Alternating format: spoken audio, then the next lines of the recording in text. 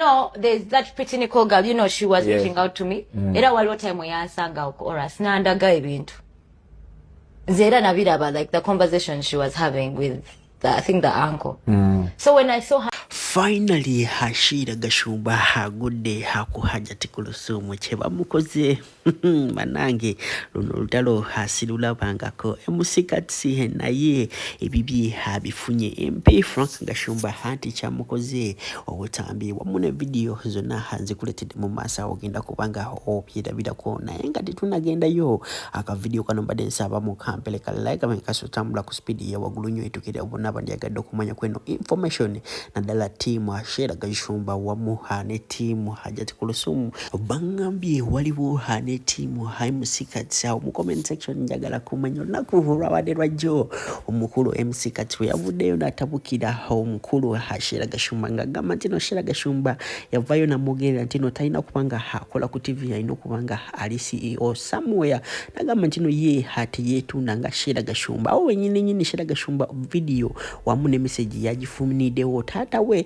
yamugambe neda tugenda kuvayo ku mawulire kubanga onavayo bali abasajja bavuma ositegera bulungi ntino sosi ya sente yo abantu tebajimanyi bulungi era omukulu Hashira Frank Gashumba yasobola kubanga alabika ku radio nako olwalero nageza ko kuberanga amu protecting agamba ntino Hashira Gashumba atandi okola danga chali hamu senior for omwana wa senior for asobola kola bukado 10 hojja kuba tulira mu comment section so ulize tata we ngageza ku defending mali kuletire ensonga ze hamwe hajati Kulusumu kasuku naye yabiyingide mu butambi bona masa wo bulina making sure ntino o sticking ako sokolabe teri muntu ajja ku respecting ngo oli mwavu taliyo you must work you must work and you know nijo kigama no takikiriza mu senior one shiranga atunda zino weaves was it no around senior 4 weaves zino ezabachala bana mikwano jamwe bano bashiba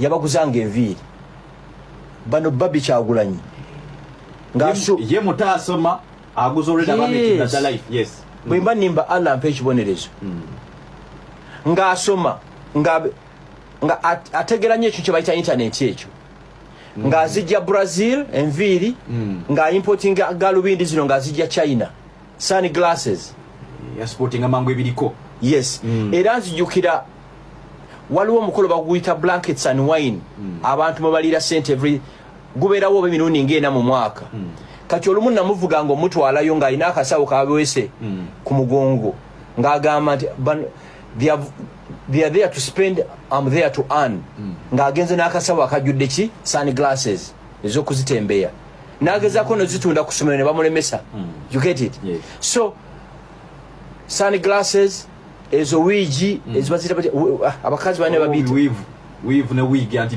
bane babiyita nezi zabanga nonyo ziranga eziri nacho ekira what I remember tamiti ye chai gonywa akusalako olubuto naddala abakyala oyo naye yamu importing anga nnyo this is how she was doing business ng'agenda ku internet n'alaba product n'abi importing n'abireete Uganda jukira talina dduuka then nga talina dduuka kati contact seba n'abayimbi bonna ba Spice Diana ng'abiteeka ku boda nezibitwala era olumu natuuka nga waka nensanga boda nga mukaaga ku gate ninga kino kiri awaka nga bazze ku deliver banonye bideliveringa so mu interview nalabyeko ebintu bitono munyambe simanyani alina the entire interview njiralingira kao samoro yajja kusharingira ko kalink kakati kambabulire kino kijja bashokinga olumu I badly needed 500 million nina deal weze netaga milioni ebi bitano half a billion ngatenze etaga within 24 hours bwembasi zifunye deal wegenze manerendo kola milioni 5 osasula 10% ekitone nnyo ate process moyita nga nyina milioni 4 I had 400 million on my account nekubira shiro ne mugamba my do you have some money nemubuzi nangamba like how much nemugamba I need 100 million within the next 6 hours nangamba I have that money neozizaddi nemugamba you'll give me like a week nzizi nangamba deal nti deal nemugamba manyi where are you nangamba ndi ku apartment yange nanga tuvuge tusinkane ku bank ne tuvuga Kurufum yayogeredde mu third tense naye ze nategedde Akram ye yasooka okumpeereza message nangamba ku Friday kwennyini interview lwefuluma nali ku MTN awo nga nina bye ngenza okukolawo nangamba Kasuku omuwala oyo tageza namanyire ne ngamba why Akram engeri gy'atali Kampala kansoke muleke mmalirize ebyange so nagenza olaba ku Ruthumu naye ataddeyo wano n'agamba assalamu alaikum assalamu alaikum. A beautiful morning. Yesterday na ade mu birthday excitement alhamdulillah. Ono mchale yambaddeko okujjako okuchokoza omuntu ani yakugamba nti at 28 you can't get married. Where do you even get the audacity okwogera ku nsonga z'abafumbo? Nga we wampadde amagezi. I also advise you to talk about your dating and yoga issues because it's the path you took. Monange girl child yenseri mu ebisoomooza nga naawe wokyusa the ones you date.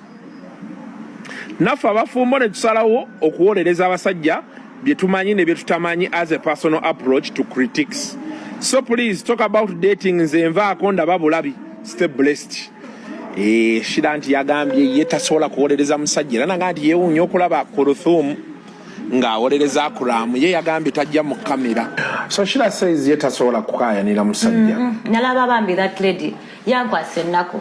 Assalamu alaikum wa rahmatullahi wa barakatuh. Amanya n'eddoboozi Haji Abudu omusomi w'edduwa. Nkola ku nsonga ez'enjawulo emirimu nga gikutataganyeko ebyenfuna byo nga bidobonkanye ne oba oli bweru wa ggwanga emirimu gyakucankalanako jangu kusomere ku dduwa okuva edda nedda edduwa zaabaawo edduwa zisomibwa omuntu n'oterezebwa mu mbeera yonna ebadde ekusibyeko akanyaga. Nina ekyoto kye nsobola okukumira wadde oli bweru wa ggwanga nga toli kumpi wano n'ofuna omukisa ogwo nawe n'osomerwako ku dduwa nga nkuteddeko n'akabaani Allah ajja kukusaasira ajja kukwanukula.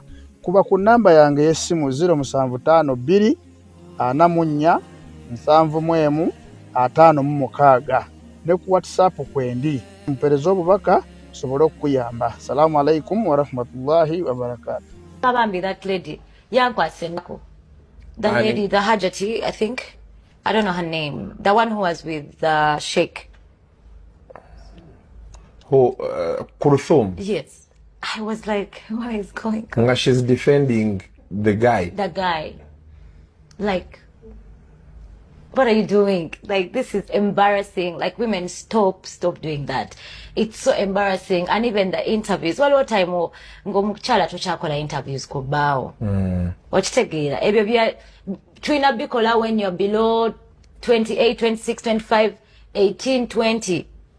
You know, even if he loves you, he does. Never know. Omukyala oyo ayagala nnyo bbaawe nze sikirabangako.